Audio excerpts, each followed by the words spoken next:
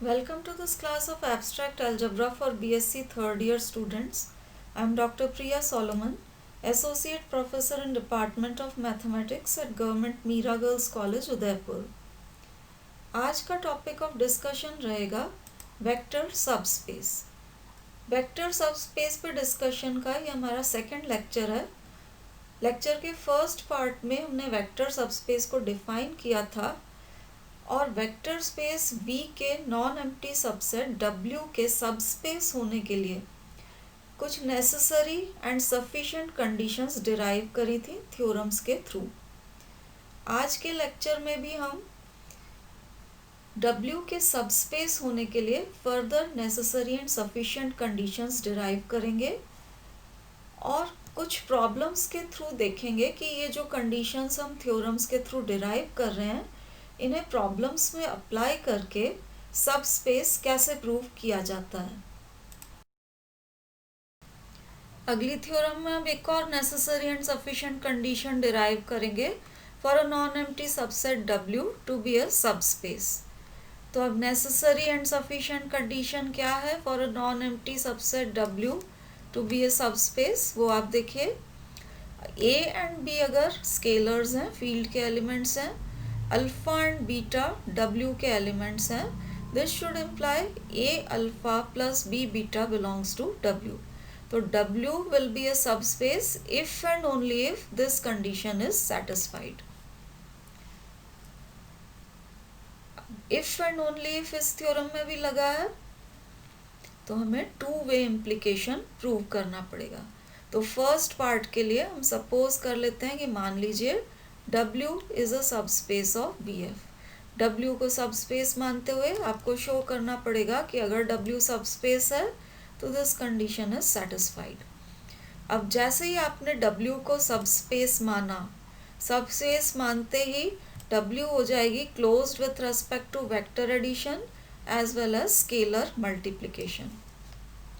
तो अब आप देखिए, पहले हम कंडीशन यूज़ कर रहे हैं कि W क्लोज्ड है with respect to scalar multiplication. तो अगर आप A एंड B स्केलर्स लेते हैं, अल्फा एंड बीटा W के एलिमेंट्स वेक्टर्स लेते हैं, तो क्योंकि it is closed with respect to scalar multiplication, this A alpha and B beta product of scalar and vector आप लेंगे, ये वापस W में ही आएगा।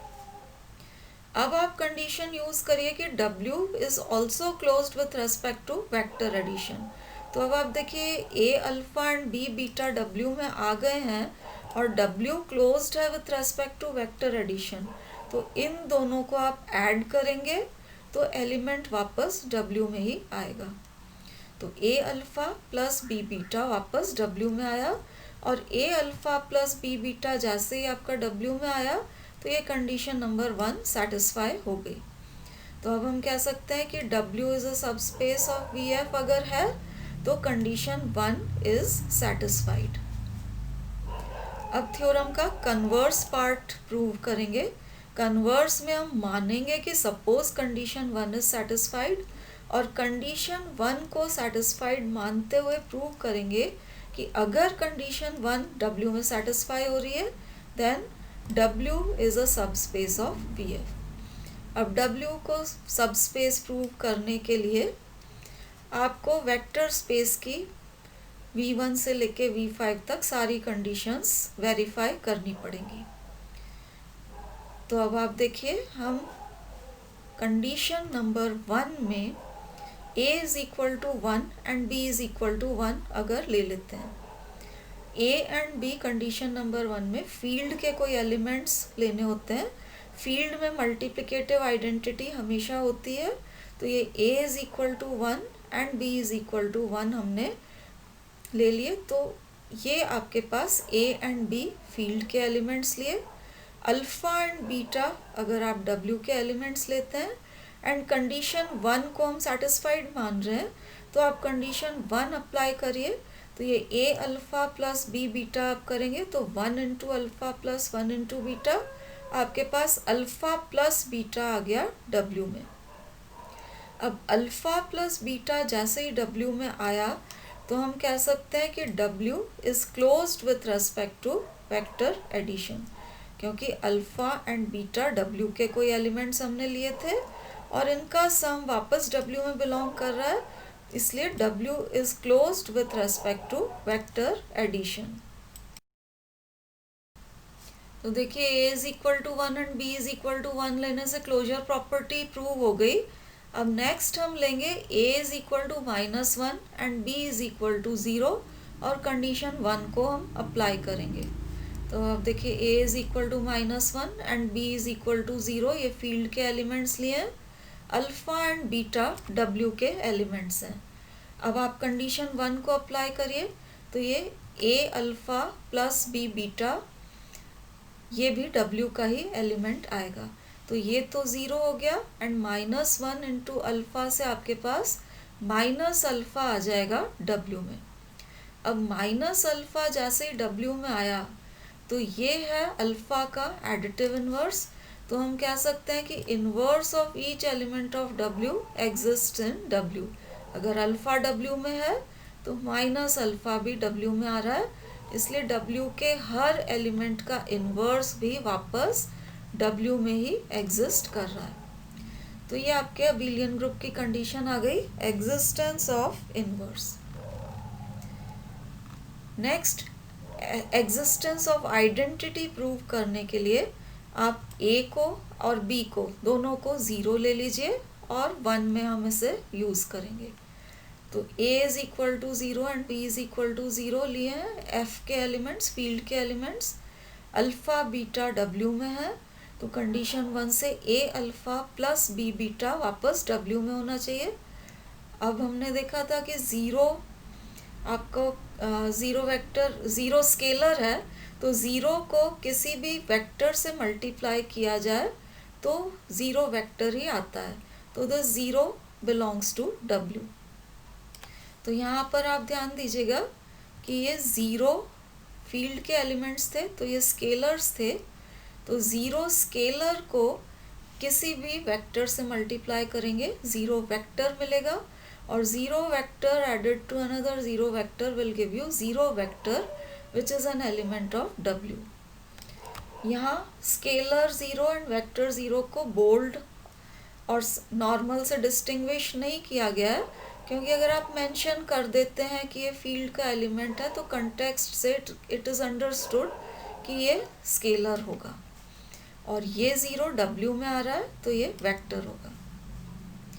तो 0 जैसे ही आपको W में मिला, आपके पास additive identity which is the 0 vector of V, ये आ गया W में, और एग्जिस्टेंस ऑफ आइडेंटिटी जो कि अबेलियन ग्रुप का रिक्वायरमेंट है वो W में फुलफिल हो गया। तो अब आप देखिए closure property, existence of inverse and existence of identity, ये 3 कंडीशंस अपने पास आ चुकी हैं।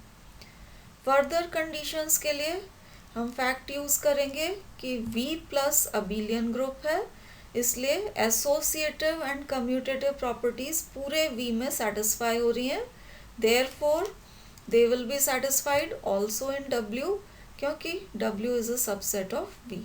अगर पूरे सेट में associative and commutative properties satisfy हो रही हैं तो इसके सबसेट में डेफिनेटली सेटिस्फाई होंगी। अब अबेलियन ग्रुप की 5 कंडीशंस आ गई हैं, तो हम कह सकते हैं कि W with respect to addition is an abelian group, और ये आपके वेक्टर स्पेस की पहली condition V1 is getting satisfied by W। अब हम फर्दर कंडीशंस के लिए प्रोसीड करेंगे। कंडीशन नंबर 1 हमें दे रखी है, उसमें हम B इज़ इक्वल टू 0 ले लेते हैं। तो अब आप देखिए A एंड 0 फील्ड के एलिमेंट्स लिए हैं, अल्फ़ा एंड बीटा W के एलिमेंट्स लिए हैं, तो A alpha plus B beta ये आना चाहिए वापस W में। तो ये तो 0 हो गया, सिर्फ आपके पास A अल्फ़ा रह जाएगा W में। तो अब आप देखिए A F का एलिमेंट है, अल्फ़ा W का एलिमेंट है, और इनका प्रोडक्ट वापस W में आ रहा है, इसलिए हम कह सकते हैं कि W is closed with respect to scalar multiplication. Once again W is a subset of V, और V क्योंकि वेक्टर स्पेस है, इसमें सारी conditions V2, V3, V4 and V5 satisfy होती हैं, इसलिए ये कंडीशंस W में भी सेटिस्फाई होंगी because W is a subset of V। तो अगर हम A B F में लेते हैं, अल्फा बीटा W में लेते हैं which is a subset of V, because all these conditions are satisfied in the whole of V, ये कंडीशंस W में भी सेटिस्फाई होंगी because W is a subset of V। अब सारी कंडीशंस वेक्टर स्पेस की फुलफिल हो रही हैं W में, इसलिए हम कह सकते हैं कि W is a subspace of V। तो आपको एक और क्राइटेरिया मिल गया सबस्पेस के लिए, necessary and sufficient condition for W to be a subspace. अभी जो हमने 3 थ्योरम्स डिस्कस की हैं, तीनों में ही हमने सबस्पेस के लिए नेसेसरी एंड सफिशिएंट कंडीशन या क्राइटेरिया डिराइव किया है, जिनको यूज़ करके हम चेक कर सकते हैं कि W सबस्पेस बन रहा है या नहीं।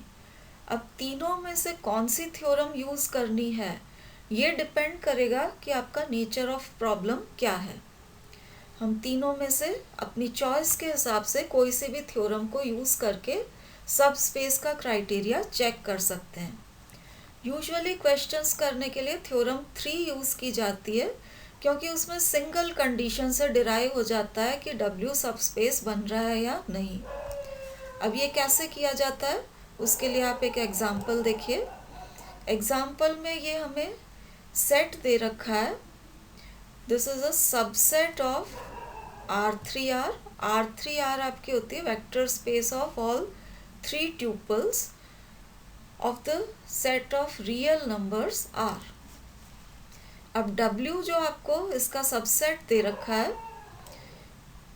इसमें 3 ट्यूपल्स दे रखे of the type A B C such that B is equal to A plus C, A B C are all real numbers.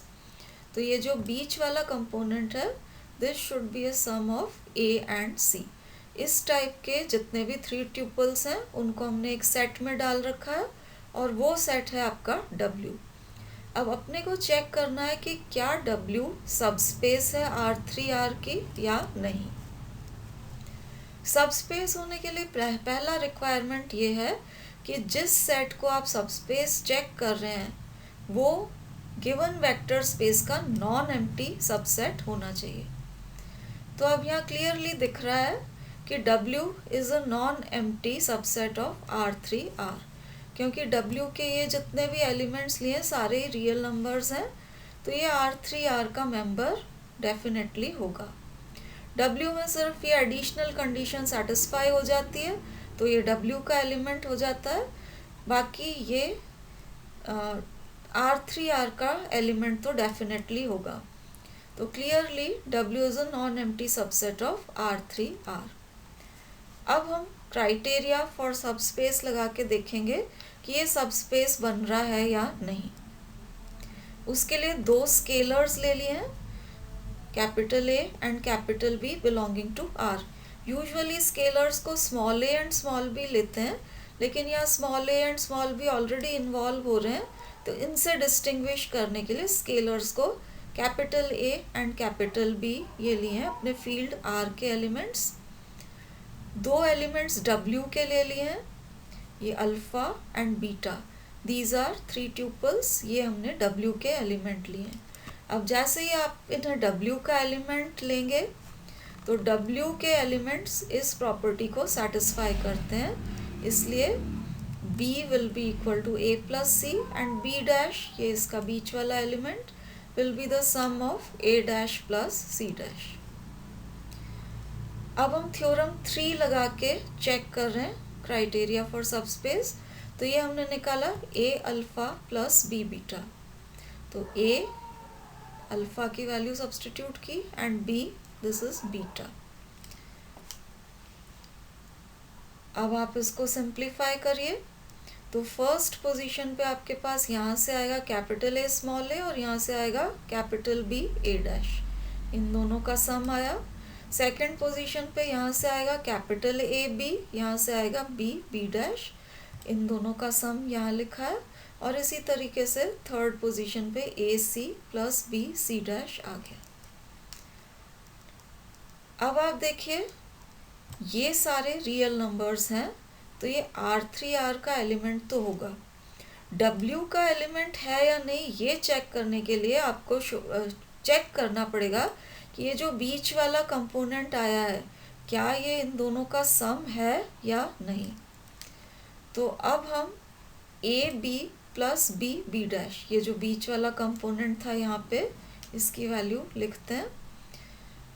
इसको ये जो B है इसकी वैल्यू सब्सटीट्यूट किए, क्योंकि B था A प्लस C के बराबर, B डैश है A dash plus C dash के बराबर, तो AB प्लस कैपिटल B, ये B डैश की वैल्यू सब्सटीट्यूट की है। इसको आप सिंप्लीफाई कर लेंगे तो ये आपके पास इस तरीके से आ जाएगा। अब ये आपके पास इस तरीके से आ गया है, तो हम कह सकते हैं कि AB प्लस B डैश जिसकी हमने वैल्यू कैलकुलेट की है, this is the sum of this element and this element, ये इनके सम के बराबर आ गया है। इसलिए ये जो हमने निकाला था A alpha plus B beta, ये चला जाएगा W में, क्योंकि इसका जो बीच वाला कंपोनेंट है this is the sum of extreme components. तो A alpha plus B beta अगर W में चला गया, आप थ्योरम 3 को यूज करिए, उसको यूज करके हम कह सकते हैं कि W इज अ सब space of R3R। Next example देखिए, यहाँ हमें सेट दे रखा है W। W is the set of all 2x2 matrices of this type where A, B, C and D belong to Z। मतलब मैट्रिक्स के ये जो एलिमेंट्स हैं Z के एलिमेंट्स हैं, that means they are integers. आपको चेक करना है कि ये जो सेट आपको दिया हुआ है W, is it a subspace of M2R, और M2R जो है this is the vector space of all 2x2 matrices over the field of real numbers.